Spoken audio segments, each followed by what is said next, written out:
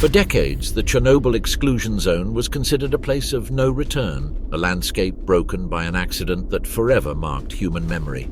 The cities were emptied, the roads crumbled under the rain, and vegetation reclaimed every corner with unexpected force. Where once there was bustle, now a young forest grows unchecked. Ruins sink beneath roots, rusted posts lean toward the ground, and roofs collapse under the weight of years. But what should have been a dead territory unexpectedly transformed into an unlikely refuge for life. In the absence of humans, the animals returned, first timidly, then in an abundance that no one had foreseen. They crossed deserted avenues, drank from canals formed by time, and rested atop buildings that no longer belonged to anyone. And even today, some of those shadows still move among the same ruins. But as these creatures reclaim a territory that humanity abandoned decades ago, an inevitable question arises.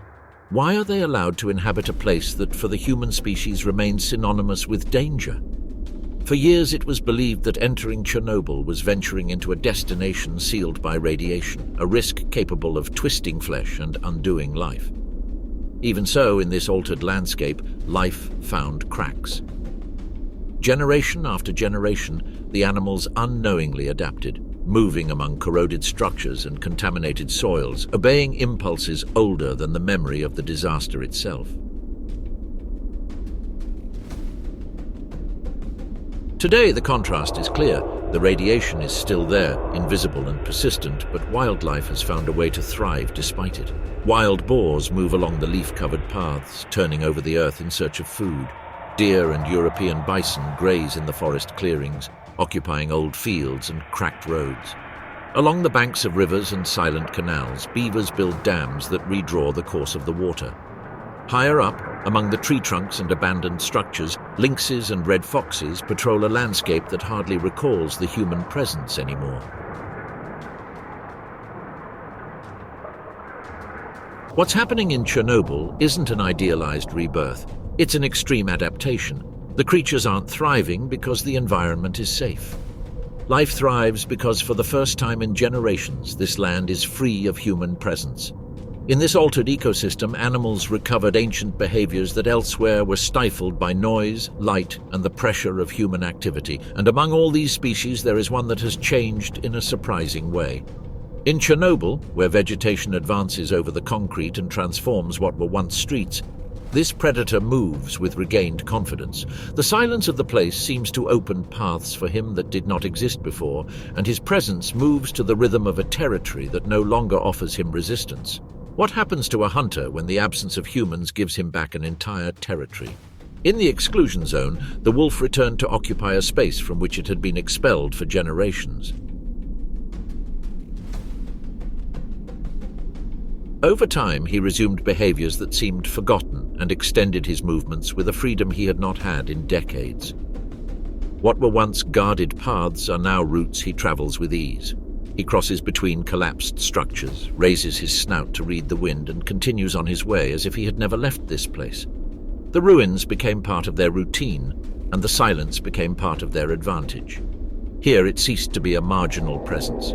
Its population grew, and its influence spread throughout Chernobyl.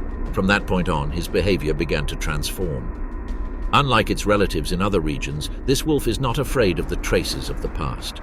Rest among collapsed columns, seek shade in the remains of warehouses that nature has begun to cover, and run along paths where decades ago only machines moved. The zone, which remains forbidden to humans, is for him a continuous, open, vast space. With no active roads, no pressure from livestock, and no competition for territory, the herd moved freely to where the forest had grown back. The absence of humans shaped their behavior. The herds here are larger, more structured, and more stable. They move as a single unit, cover vast distances, and maintain territories that would be impossible to sustain in other regions. The leadership is clear and the cohesion is almost absolute, because nothing disrupts their dynamic. They don't need to divide themselves to avoid conflicts with others. All the land around them belongs to them. The exclusion zone covers more than 2,600 square kilometers of forests, rivers, swamps, and ruins. An immense space that unintentionally and without control was transformed into a sanctuary for predators who had not known such a vast and silent territory for a long time. In such an environment, every movement finds new opportunities. Hunting adapts to these reclaimed spaces. At the edges of the forests, where young trees mingle with open meadows, wolves find roe deer grazing among the ruins and wild boars stirring up the still contaminated soil. Deer returned to places where not even a shadow had crossed for decades, and beavers rebuilt canals that had disappeared. Here, life flourishes without permission, and the wolves take advantage of this unexpected abundance. The attacks are swift and precise. They advance between breached walls, hide in the folds of the terrain, and wait for the wind to carry the scent of prey. Sometimes it's a roe deer distracted on an open plain, other times a wild boar breaking through the damp earth. Radiation persists in the environment, but the prey they consume rarely carries levels that could kill them. The herds seem to have learned which areas to avoid and which paths to follow, as if the landscape itself were marking where life continues and where it does not. The rhythms of hunting change with the seasons. In winter, the snow covers the ruins and reveals every trace. The wolves advance following fresh tracks, glide along icy paths, and take advantage of the stillness of the cold air to approach undetected. The landscape favors them. The prey moves with more difficulty, and the herd can coordinate better in open spaces where the snow retains the memory of every step. When the ice melts and light returns to fill the clearings, their strategy changes, even within the same territory. In summer, they stalk through the tall grass, hide in the corners of ruined buildings, and patiently calculate each step. They don't need to approach the most radioactive core, neither do their prey. Both species, perhaps by instinct or by memory of the landscape, remain in the remote areas where the vegetation is denser and the air cleaner. Their movement patterns seem to arise from a silent understanding of space, as if they recognize where the land remains hostile. Sometimes an entire herd stops beside an abandoned road. They observe, sniff, and listen. They aren't afraid, they're simply assessing. And when the wind confirms that there's nothing to worry about, they move on. Their routes cover kilometers, tracing a map that crosses deserted villages, fields reclaimed by trees, and metal structures corroded by time. For them, there are no borders. What for humans is a dangerous scar, for the wolf is a hunting corridor full of opportunities. Surviving here is not an isolated feat. It's a phenomenon that repeats itself generation after generation. In Chernobyl, the wolves don't just stay, they advance. This expansion is reflected in their litters, which grow with unusual frequency. The young born in this territory develop with a consistency that surprises even those who study their behavior. The health of these herds adds another piece to the mystery. Despite living surrounded by radiation, they maintain an unexpected stability. Nature seems to have found in them a new response to an environment that should weaken them. It's not about strength, but about adaptation, a different balance that has made them more than just survivors. The radiation is still there, silent and invisible, but the wolves have developed a unique way of resisting it. Their bodies seem to tolerate the damage differently. Their immune system responds with unusual intensity, altered by generations of exposure. It is not complete immunity, but it is a kind of partial shield that allows them to live where other organisms would get sick. In an environment marked by radiation, where life should recede, what is happening inside these bodies to allow a predator to thrive without any signs of retreat? The answer isn't immediately apparent. The radiation doesn't illuminate the air or leave visible marks on tree bark. It remains hidden in the soil, in the water, and in the food chain. It is a silent pulse that accompanies each generation. Wolves cannot perceive it, but their biology develops under that constant presence from their first breath to their last. In any other environment, constant exposure to this type of environment would rapidly damage tissues. Cells would begin to fail, mutations would accumulate uncontrollably, and the risk of tumors would increase with each year of life. But here, the story is very different. In Chernobyl, the wolves' defenses are not limited to a passive reaction.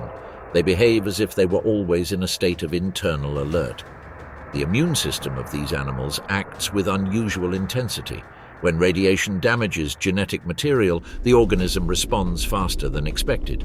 Defective cells are eliminated efficiently, damaged tissues are repaired more precisely, and the survival rate in the face of this constant wear and tear is remarkable. It is not about absolute invulnerability, but a dynamic balance between damage and repair that allows wolves to keep going in an environment that should be constantly weakening them. This adjustment didn't happen overnight. It's the result of a slow process that began with the first generations exposed to this altered environment. Over time, the constant pressure of radiation selected for the individuals best able to withstand it. Evolution progresses in this way in silences that last for decades. It doesn't transform a species immediately, but accumulates small changes that only become visible when the landscape repeatedly presents the same conditions. In Chernobyl, that landscape remained unforgiving from day one and for almost 40 years acted as a persistent filter that pushed the population to modify their biology without any single generation perceiving the change. In each litter, those whose bodies tolerated damage and repaired internal errors more effectively were more likely to survive. Over the years, this ability became more common in the population. It is not a perfect shield, but it is a filter that left behind the most fragile bodies and favored those who could withstand what would be unbearable for others. This profound change does not alter the way these animals present themselves to the world. From the outside, nothing seems out of place. The wolves of Chernobyl do not show striking deformities or strange features, and at first glance they could be mistaken for any other population of grey wolves. They move with agility, hunt with precision, and raise their young with a vitality indistinguishable from that of their distant relatives. Everything visible remains untouched. The real difference is hidden, written in the way their defenses respond, in the way each organ learns to function under a constant threat that never stops. This internal resilience is reflected in the life of the pack. In the exclusion zone, the groups are larger and more stable than in many other regions. In these packs, young reach adulthood with unusual frequency. Females can reproduce several times throughout their lives, and adults retain enough strength to sustain the hunting pace for years. The combination of a territory without humans and a biology shaped by environmental pressure has allowed them over time to occupy a dominant place in the ecosystem. They are full-fledged predators in a scenario that would be too hostile for other large mammals. In another context, similar exposure to radiation would have very different consequences. Wolves living in a contaminated environment but with less time to adapt would show a higher frequency of diseases, a decrease in life expectancy, and a notable reduction in reproductive success. What we see in them raises an unavoidable question. Are we witnessing a profound adaptation that allows them to live with radiation, a mere temporary resistance, or the most extreme form of survival a predator can achieve? The full answer is still hidden within their bodies, in processes that are not perceived at first glance, but the result is visible in every footprint on the mud and in every howl that echoes among the ruins. However, to understand how we got to this point, it's not enough to just look at the present. Today we see strong herds moving confidently through a silent territory, but it wasn't always like this. One day the forest was covered in an invisible dust and the air changed without warning. The animals that lived there suddenly found themselves facing a threat they couldn't comprehend. Today's wolves are heirs to that history, but not its direct witnesses. The exclusion zone is today an unexpectedly vibrant landscape, an ecosystem that has learned to live with a polluted legacy. But before nature reclaimed the streets and empty buildings, there was an abrupt transition, a moment when the land became toxic in a matter of hours. If predators capable of thriving in this environment exist today, the inevitable gaze turns to the past, to the moment when everything changed. What happened to the animals that were here when it all started? How did the wildlife react in the days when the forest still didn't understand that the danger didn't come from the cold or hunger, but from something it couldn't see or avoid? Decades ago, when the Earth changed overnight, animals did not understand the origin of the danger, but they did understand its effects. The forest they knew no longer responded in the same way. The air had a strange tinge, a faint smell of damp metal that clung to their snouts. The rain didn't cool things down, it stained them, and in some areas the ground seemed to have lost part of its life in a matter of hours. For those who inhabited these lands, something had broken in the routine of the landscape. Before that change, the region around Chernobyl was a mosaic of forests, grasslands and rivers where life followed a predictable rhythm. In the clearings, deer and elk moved among long shadows of pines and birches, while wild boars stirred the leaf litter in search of hidden roots. Closer to the paths, foxes stealthily prowled the edges, alert to the briefest movement of a rodent in the grass. Hares remained motionless in the tall grass, relying on the camouflage offered by the season. Above this entire landscape, birds of prey traced wide circles over the Pripyat River, following from above the pulse of fish, amphibians and small prey that completed a cycle that seemed immutable. It was a functioning ecosystem, full of normal stresses, hunger, winter, predation. Nothing about it suggested that the real risk would come from something that had no visible form. When the change came, it happened in a matter of hours. The explosion at the Chernobyl nuclear power plant launched a cloud of radioactive particles into the atmosphere, tiny fragments capable of contaminating the soil, water, and the bodies of animals simply by settling on them. They were invisible. They had no smell, but they traveled with the wind and fell on everything in their path. In just a few days, that landscape was marked by a danger that no living being could perceive with the naked eye. There was no way to see that danger, but its presence began to manifest itself in signs that the creatures perceived without understanding. First, there were faint impressions, almost imperceptible. A distant noise traveled through the air. A subtle vibration passed through the ground, and a strange glow illuminated the horizon with a color that did not belong to dawn. Then came the rain, heavy and persistent, carrying a metallic scent that clung to the fur like a silent warning. And when it finally ceased, silence took its place, a sudden stillness that in nature weighs more than any roar. From that moment on, the animals' behavior began to change. In the first few days, they reacted in the only way they knew how, by moving away. The deer retreated into the deepest parts of the forest, abandoning areas they crossed daily. Other animals also changed their habits. They moved away from the shores where the water no longer tasted the same, avoided places where the air carried a strange smell, and diverted their routes to areas where the ground still retained movement. Where there had once been footprints, nests, and fresh tracks, empty stretches began to appear, as if the landscape were fading away piece by piece. But not everyone could follow that retreat. It wasn't a matter of bravery, but of limitations. Their world was too small to offer them a way out. The squirrels remained in the trees they knew, clinging to a territory they couldn't abandon. Underground, mice and moles continued their usual routes, protected only seemingly by tunnels that softened the change, though they didn't stop it. When they finally emerged, they did so in a different landscape. There were fewer insects, fewer small birds, and vegetation that was beginning to show subtle damage. Some did not survive that first transition. Those who did became, unknowingly, the foundation of future generations. Over the years, the animals that had retreated to less affected areas began to return. They did so gradually, driven by necessity. Food was becoming scarce in the outskirts, while the area abandoned by humans offered something that was already rare elsewhere: uninterrupted space. Wild boars were among the first to explore the nearby clearings again. Then came the deer, the hares, and behind them the predators. Among the latter, the wolves resumed their night patrols, following trails that their ancestors had abandoned years before. The returning generations were not identical to those who had fled. Their bodies carried the recent history of their lineages, small variations that favored those who better tolerated the changes in their environment. There were no visible signs of this adaptation, but there were subtle differences in their response to disease, in the way they dealt with stress, and in the efficiency with which they used food in disturbed soil. The radiation was still present, silent, but life had learned to survive despite it, adjusting its internal mechanisms while continuing to reproduce. Among the few who remained under that altered sky were the small mammals of the ground and undergrowth. Field mice, voles and shrews continued to move among roots, fallen trunks and narrow tunnels that didn't completely protect them, but offered them the only form of shelter they knew.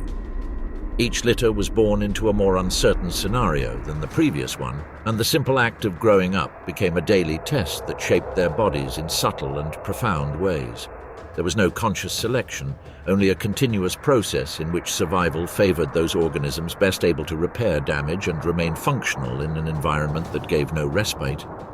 Over time, that constant pressure shaped the populations that remained in the area, and many of them began to show unexpected resistance. Even so, this internal adaptation did not solve the daily challenge. The animals continued to move through an altered territory, and their way of interpreting the landscape also changed. This did not mean they understood the chemical danger that surrounded them. They did not recognize radiation as a concept, but they did perceive an environment that had become unreliable. They avoided puddles where nothing moved, even if there was water. They steered clear of areas where the grass grew without attracting insects. They distrusted clearings where the wind carried no scent of life, only dampness and rust. Their roots traced invisible boundaries around the most damaged points, not through abstract knowledge, but because repeated experiences had taught them that beyond those borders, life weakened. Over the years, what had begun as an escape turned into a new division of territory. The absence of humans allowed vegetation to advance without limits, closing old paths under a mass of shoots and roots, and diluting the buildings in a forest that recovered every lost meter. In that scenario, the animals reorganized their routes and hierarchies.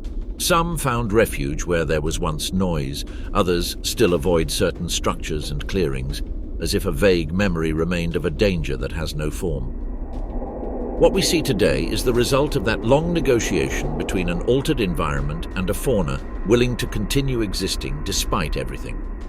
However, amidst this new equilibrium, one question remains. Recent generations have learned to live in this rebuilt landscape, and some even seem to thrive. But those who were here in the first moments, those who breathed the altered air without knowing it and drank the water before the forest changed forever, faced a challenge that had never existed in the recent history of these lands. And then a question arises that keeps growing. If their bodies had to respond without time, what happened to the first lives that tried to be born right after, when every corner of the environment bore the fresh mark of the accident? What came next didn't depend on the animals that had survived the initial impact. The real test came with the first offspring that tried to make their way in a territory transformed from its very roots. They were born without the memory of the previous forest, but within an environment where every element, from the soil to the water, retained the trace of the sudden change. In the months following the accident, reproduction ceased to be a stable process. Females that for years had conceived without difficulty began to show irregular cycles, as if their bodies were responding to a rhythm that no longer matched that of their environment. Adding to this instability were the males. Many appeared healthy, but their ability to fertilize was reduced, and in several species matings were completed without any births occurring.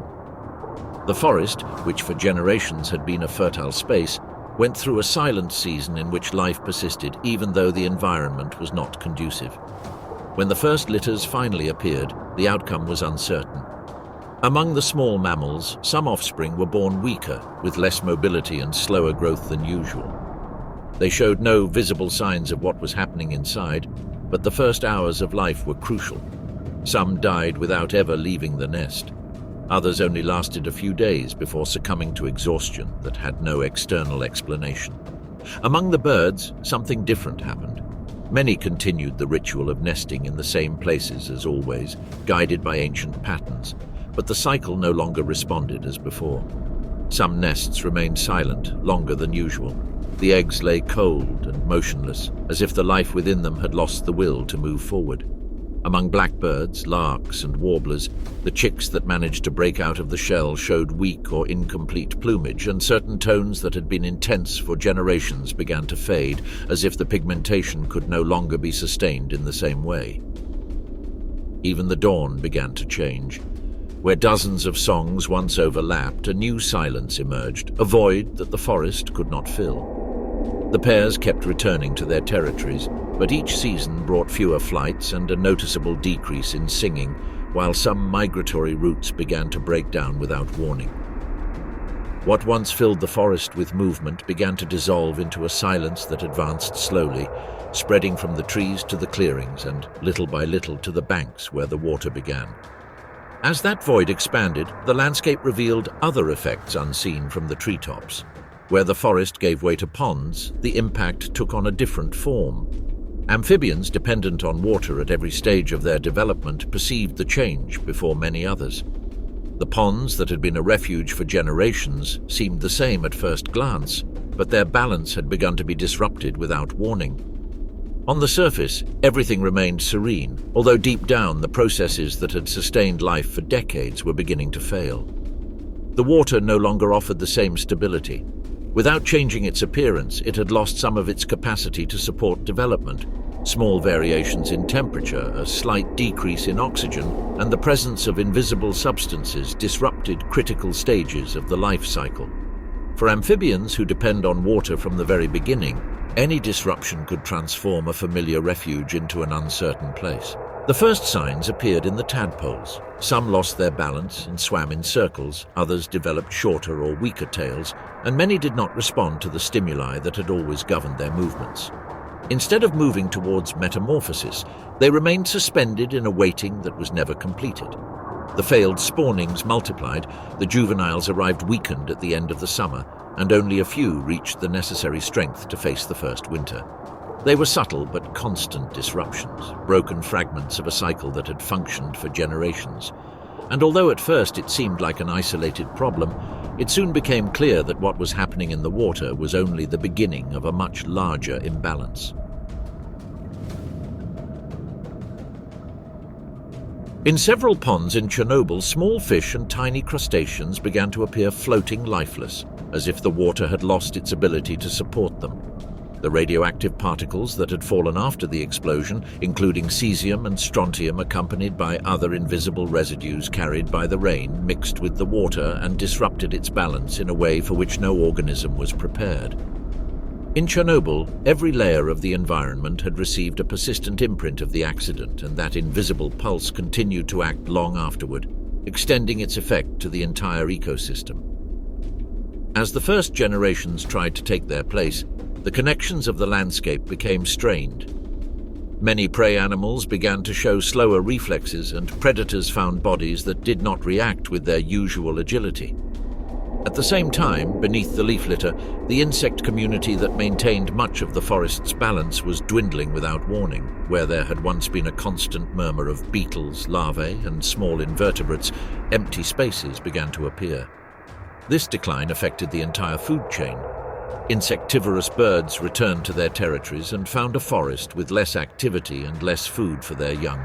What had once been a stable system began to fail in several places at once, as if the environment were losing its coordination. The landscape seemed to remain standing, but beneath the surface pieces were beginning to disappear. Even so, among that set of failed births and lives that were too short, a tiny fraction managed to survive. The offspring that survived their first few months did not become immune, but they did carry a slightly greater tolerance than the previous generation. It wasn't visible in his appearance or movements, but his body responded differently to the constant wear and tear of the environment. Over the years, these subtle variations began to accumulate. What had initially been an insurmountable barrier for much of the fauna became an obstacle that some individuals could overcome, and this slight advantage ended up guiding the direction of subsequent generations.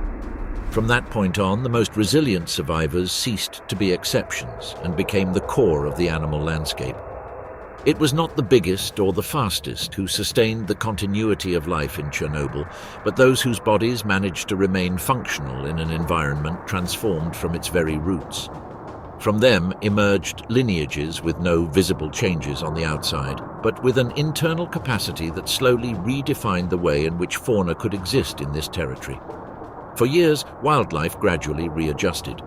Species found the space they could still inhabit, and new generations incorporated subtle adjustments that allowed them to survive in this transformed environment. In the forests and meadows surrounding the former Ground Zero, a few kilometers from the reactor, the landscape once again became bustling with activity, although it never fully recovered its previous pace. The wildlife had managed to adapt, but the traces of the accident persisted in places that no animal could completely avoid. And then another question arises, inevitable when looking at the landscape in its entirety. If the animals managed to rebuild themselves over time, what happened to the land that sustains them? Today, in the silent surroundings of Chernobyl, the landscape seems to contain two overlapping eras. At first glance, the vegetation advances unchecked, as if the forest has reclaimed every corner humanity left behind. But beneath that green surface remains a legacy that never truly disappeared. Every root that plunges into the earth touches what was trapped decades ago, and yet the trees grow, the plants sprout, and the stems reach for the light. Up close, the landscape shows uneven signs. Some shoots advance with unexpected strength, while others break before developing, as if the soil offered growth and fragility at the same time. Amid this mix of resilience and vulnerability, certain plants found a different way to adapt. Amidst the light and shadows, some species thrive where no others can. Hemp grows rapidly in areas where the soil retains radioactive waste left over from the accident. Its roots absorb some of these compounds that the ground cannot disperse on its own, and in this silent exchange, it obtains nutrients where most would only find harm. Sunflowers grow beside them, plants that decades ago were sown by human hands to help clear the land and that continue to occupy the same spaces today.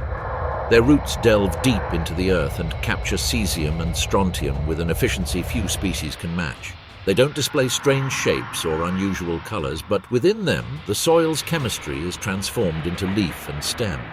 Where other plants stop, sunflowers advance, as if they had learned to coexist with what the forest has not yet managed to completely dissolve. Their presence not only shows resistance, but also a different way of relating to an environment marked by pollution. And in the dampest and darkest corners of the area, that relationship becomes even more evident in the black fungus that advances across abandoned walls and lightless floors, a form of life that does not shy away from radiation, but rather incorporates it. At first glance, it appears to be merely a dark film unfolding calmly, but its behavior reveals something surprising. In areas where the radiation is most intense, its growth becomes faster and denser, as if it finds in that energy a boost that other beings cannot harness.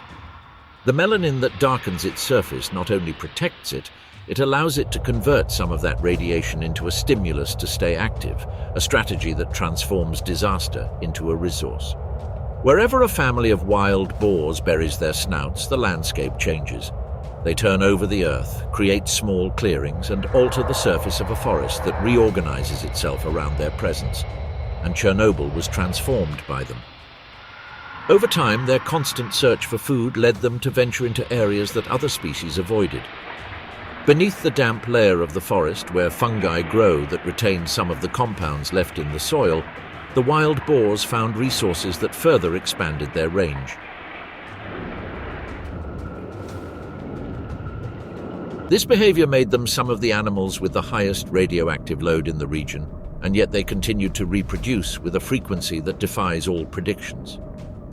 This constant expansion reshaped the terrain. What the wild boars disturbed, others found clear, and in these irregular clearings, the roe deer began to move in a different way. They advanced with silent caution, following corridors that were once human paths and that now formed invisible lines between young trees. They would pause for a long time before crossing an open space, as if they heard vibrations that the rest did not perceive, and they chose to feed on high shoots far from the dust that still rested on the ground. In this new order, they found a way to thrive by reading the landscape from a distance and from a height where other animals hesitated. The ever-restless hares found their niche in the overgrown edges. They took advantage of the dense thickets and old, half-buried paths to vanish in an instant, moving more freely than elsewhere and extending their activity to times of day when they were previously rarely seen. This pattern was repeated in other dams that also used these natural passageways. Over time, these irregular corridors became routes that dictated the rhythm of the landscape, lines of constant movement that attracted those lurking from the opposite end of the food chain. The predators that returned to these territories did so following that moving abundance. The elusive and silent lynx reclaimed spaces that had remained out of its reach for decades. Under his precise gaze, the forests grew denser, and the young trees, untouched for years, offered him the perfect concealment during the hours of stalking. Their presence began to rebalance the food chain. Each calculated advance kept young roe deer, unsuspecting hares, and ground birds that had thrived faster than their prudence allowed in check. In that same setting, another shadow roamed the land with a different strategy. The foxes, bolder and more opportunistic, explored the deserted villages as if they were natural extensions of the forest. They hunted rodents with precision, searched collapsed cellars for useful remains, and occupied burrows abandoned by other species. With calmer nights and uninterrupted routes, they expanded their journeys, and their populations grew in tandem with the new landscape. And as the ground became littered with traces, the sky changed too. Birds of prey played a crucial role in this reconfiguration. Eagle owls, falcons, and sparrowhawks found nesting sites in the corroded metal towers that hadn't existed before. From those heights, they observe a territory different from that of decades ago, a space that no longer shines at night nor vibrates with the noises that used to cut through the air. That vast tranquility without sudden lights or shocks unrelated to the forest offers them an unexpected advantage. The possibility of concentrating on the slightest movement among the vegetation. The abundance of rodents and small birds sustains more stable breeding seasons, cycles that thrive more successfully than in the outer belts, where the rhythm of the environment changes to the beat of presences and sounds that cease to exist here. But even with that apparent advantage from the sky, the balance doesn't tip completely. Predators don't have absolute dominance, and prey aren't as vulnerable as one might assume. Everything functions like an improvising system. Each species occupies the space it finds, each movement triggers a response, and each season forces a readjustment of the rules. Chernobyl is neither an untouched refuge nor a radioactive wasteland. It is a network that adapts, stretches, and reorganizes itself according to what the environment allows. This altered landscape does not follow the patterns of any other ecosystem on the continent. Here, the abundance of prey is defined by its ability to tolerate small doses of radiation. The prosperity of predators depends on their ability to navigate the most dangerous areas of the territory. Nothing is static. Everything is conditioned by a mixture of ecological freedom and invisible risk.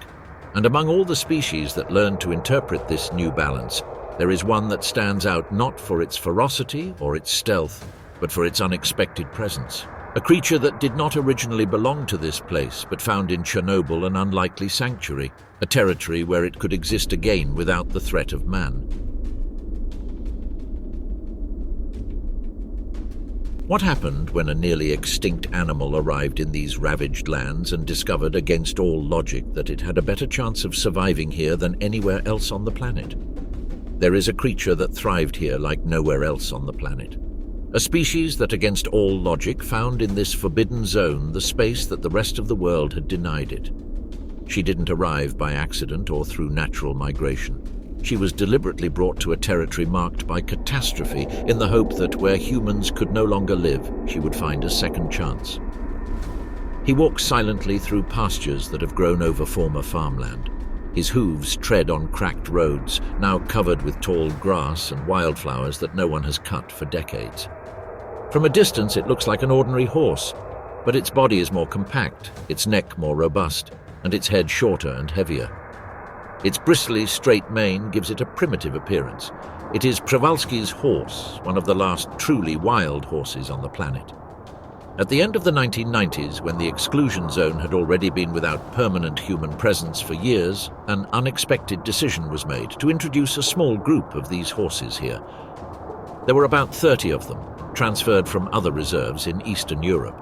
The logic was as simple as it was risky.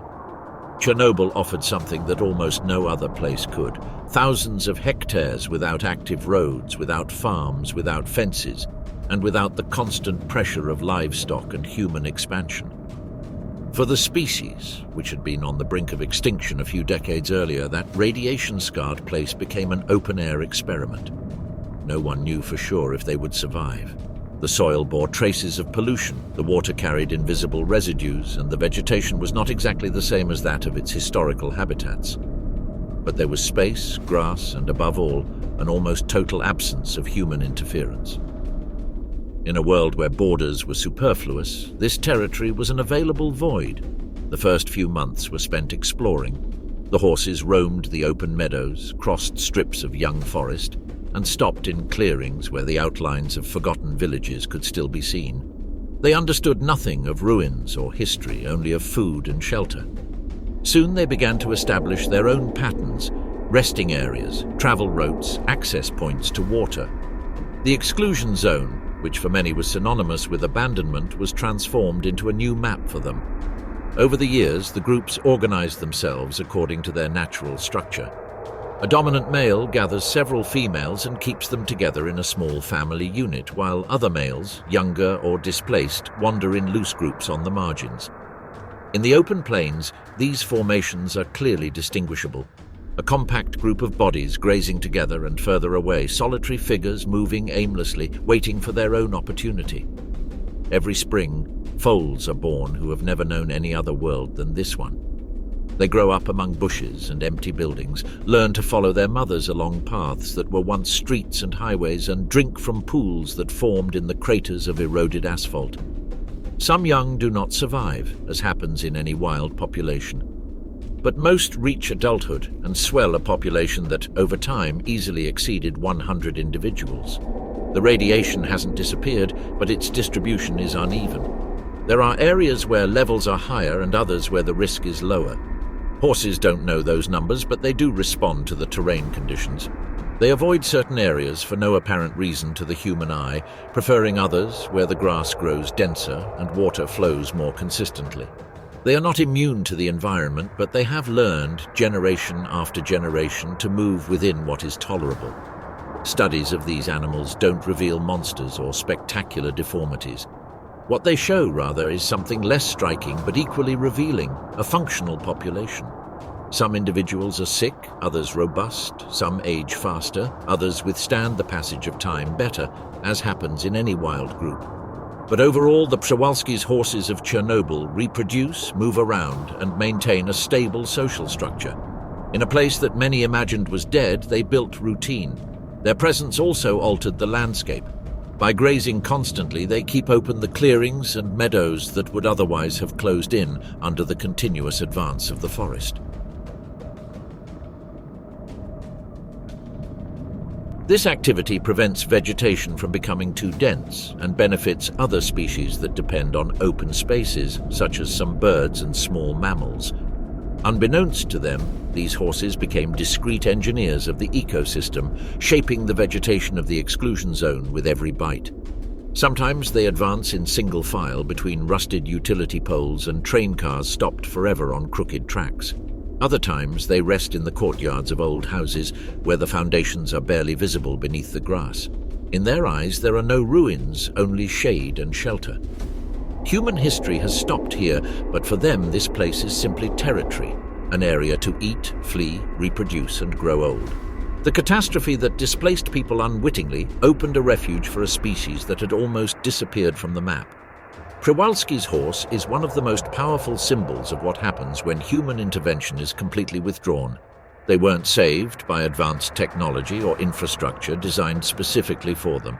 It was simply our absence, coupled with an environment that, despite its risks, offered them more opportunities than threats.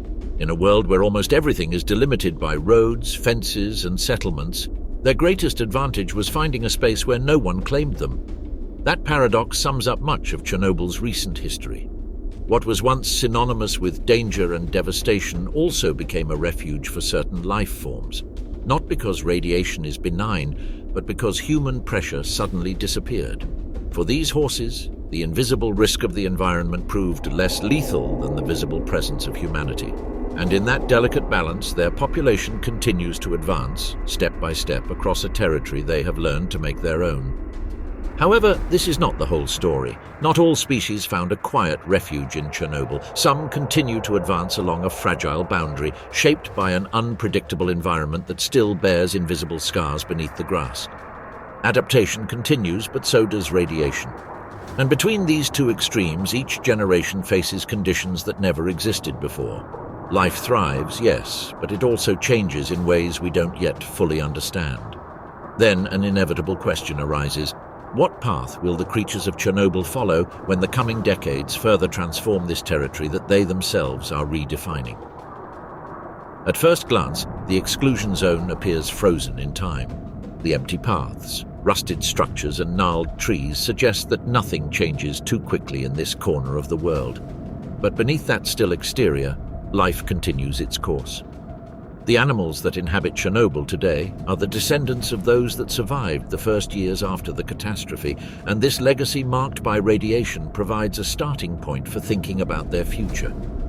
The ecosystem, although seemingly stable, continues to transform, and the species that comprise it are moving in directions that we are only beginning to understand. That future is not determined solely by radiation, but also by the profound absence of humankind. Decades without agriculture, new roads, machinery, or expanding cities have allowed vast areas to renaturalize at a rate that would be impossible elsewhere. Without the constant noise of civilization, many animals have expanded their territories, moved more freely, and perform ecological roles that were fragmented or weakened in the past. This expansion raises important questions about how their populations will evolve and what implications this could have for the coming centuries. Radiation, although uneven and localized today, remains a selective pressure. Some species may develop more resistant generations, while others may stabilize at levels of genetic variability that limit their chances of survival. The most widely accepted theory is that certain medium-sized mammals, especially ungulates and small carnivores, may become increasingly less susceptible to certain types of tumors and cellular dysfunctions. These are not spectacular transformations, but gradual adaptations that would strengthen as natural selection silently and constantly does its work. This possibility opens up a profound debate about life's capacity to use even a lethal threat as an evolutionary engine. But not all interpretations point to an optimistic future. Some researchers warn that an increase in radiation tolerance does not guarantee long-term stability. The accumulated mutations could, at some point, generate unexpected fragilities, reduced fertility, unstable immune systems, or physiological alterations that remain invisible for several generations before manifesting. The real risk lies not in what has already happened, but in what could still be incubating at a rate imperceptible to the human eye. Nature can be resilient, but it can also take centuries to reveal the consequences of such extreme pressure. Beyond the mutations, there is another dimension of uncertainty. In a world where many ecosystems are subjected to agricultural expansion, mining, or urbanization, the animals of Chernobyl have become accustomed to living without human interference. That could modify them in subtle ways: larger territories, longer migration routes, and a lower perception of the risk associated with human presence. If some species begin to move beyond the exclusion zone, whether due to competition, scarcity, or simple natural variation, they could come into contact with inhabited areas. So far, this has not posed a real danger, but it cannot be ruled out that in the future certain predators or scavengers may increase their range enough to approach areas where people live. This possibility raises another question: what happens to individuals born in radioactive territories who move to clean regions? In most cases, their own physiology prevents immediate risks. Radiation is not contagious, and animals do not actively irradiate their environment. However, contaminated tissues, isotope-enriched bones, and the transport of particles attached to fur could, in exceptional situations, represent points of surveillance. The probability is low, but as generations progress, the presence or absence of those traces will become part of the ongoing monitoring of the area. Meanwhile, deep in the forest and along the riverbanks, the animals continue their daily lives. Fawns are born without deformities, and bats find refuge in abandoned structures where radiation barely survives, a faint echo of what once was. However, not all of Chernobyl's wildlife has adapted with the same ease. Among the young forests, the reclaimed meadows, and the buildings overgrown with vegetation, there is a small inhabitant that, despite its lightness and ability to cross continents, still pays a price that others have already left behind. The common swallow, one of the most recognizable birds in the Northern Hemisphere, continues to return year after year to the ruins of the same territory where the catastrophe altered the balance forever. Light, agile, and precise in the air, its arched wings seem oblivious to the weight of history. It flies naturally among the broken windows, perches confidently on rusted beams, and nests in the corners where doors and roofs once stood. Nothing in his behavior reveals the silent threat that lingers on every surface he touches. Unlike large mammals, their tiny bodies cannot cushion the impact of the environment. Their accelerated metabolism, designed to sustain flights of thousands of kilometers, demands a constant production of antioxidants to neutralize the damage caused by exertion. But in Chernobyl, that balance is harder to maintain. The insects it feeds on accumulate particles from the soil and plants, and although in small quantities, they are enough to wear down such a delicate organism. What is tolerable for other animals becomes a challenge for her, a challenge that is renewed every season.